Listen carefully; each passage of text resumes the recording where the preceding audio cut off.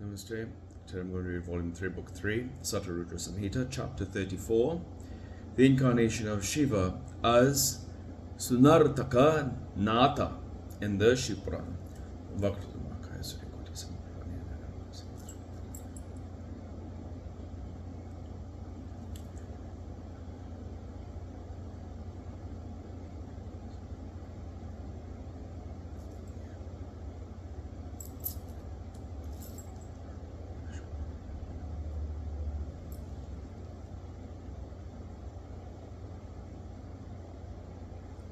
Hari Om Tat Sat.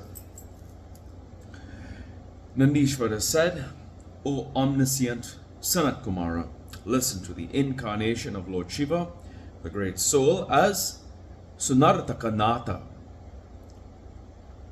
O sage, when goddess Parvati, daughter of Himavat, performed the pious penance in order to attain Shiva, after going to the forest, Shiva was much delighted at her austerity. He approached to test her conduct, and out of pleasure to grant her the desired boon. O sage, the delighted Shiva revealed the real form to her and told Parvati, mention the boon you wish to have. On hearing the words of Shiva and on seeing his excellent form, Parvati was delighted. She spoke to him after paying her homage. Parvati said, O Lord of gods, if you are delighted, if a boon shall be granted to me, O Shiva, you be my lord and husband, please take pity on me.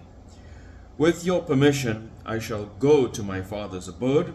O Lord, you shall approach my father in the form of a mendicant, and making your spotless fame known, beg me for my father and make the householder's life fruitful. O Lord Shiva, it behoves to marry me with due rights for the fulfillment of the task of the gods. O Lord, you are without aberrations. Please fulfill my duties, my desires. You are favorably disposed to the devotees. I am always your devotee. Nandishvara said, thus requested by her, Shiva, who is favorably disposed towards his devotee, said, so be it, and vanished from there. He returned to his mountainous abode. After making her beauty fruitful, Parvati returned to her father's abode, jealously in the company of her female friends. On hearing Parvati's return, Himavat, accompanied by his attendants and his wife, Meena, joyously came to see his daughter. On seeing her delighted, both of them received her suitably within the house, and glad at heart celebrated the event with pleasure. Meena and the Lord of Mountains made gifts to Brahmins and others. The auspicious mantras of the Vedas were chanted. Then Meena joyously stayed for a while in the yard with her daughter, and Himavat went to the Ganges for a bath. In the meantime, Shiva, favorably disposed towards his devotees and indulging in good sports, assumed the form of a dancer and approached Menaka. He held the horn in his left hand and the small drum in his right. He carried a bundle of patched garments on his back. He wore red cloth. He appeared to be an expert in dance and music. Then the Lord, in the form of a dancer, performed various dances joyously in the yard of Menaka and sang sweetly. He blew on the horn and played on damanu, producing sweet notes. With great pleasure, he exhibited a variety of splendid sports.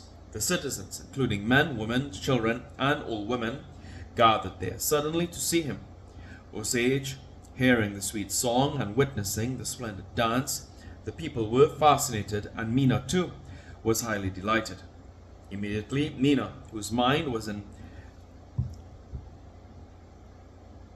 exultation, thanks to his clever feats, went to give him potfuls of gems and jewels. He did not accept those gems. He wished to have Parvati for his arms. Eagerly, he began to dance and sing again. On hearing his words, Meena was surprised. She became furious as well. She rebuked the mendicant and wanted to drive him out. In the meantime, the Lord of the Mountains returned from the Ganges. He saw the mendicant in the form of a man standing before him in the yard. On hearing from Meena all the details, he too was infuriated. He ordered his attendants to drive out the mendicant. O excellent sage, no one could drive him out. He was blazing and brilliant like a big fire and could not be touched. O dear, then the mendicant, an expert in different sports, exhibited his infinite power to the mountain. Immediately, the mountain saw him, assuming the form of Vishnu, then the form of Brahma, and in a thrice that of the sun. Oh dear! Then he saw him in the excessively wonderful form of Shiva, accompanied by Parvati. He was exquisitely handsome and brilliant. He was laughing. Thus he saw him in various forms. He was much surprised and extremely delighted. Then the leading mendicant of good sports begged for Durga as his alms, of her Meena, and of him the mountain. He did not accept anything else. Then Lord Shiva, in the form of a mendicant, urged by Durga's words, vanished and went away to his abode suddenly. Perfect knowledge then dawned on Meena and the Lord of Mountains. They thought, the Lord Shiva has deceived us and returned to his abode.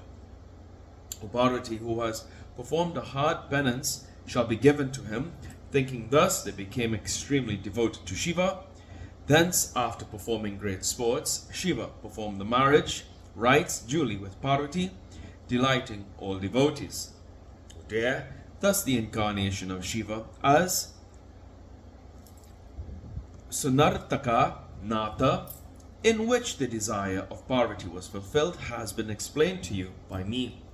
Thus the pious narrative of great value has been explained by me. He who listens to this with pleasures becomes happy and attains salvation. Here ends today's reading of the Shiva Puran.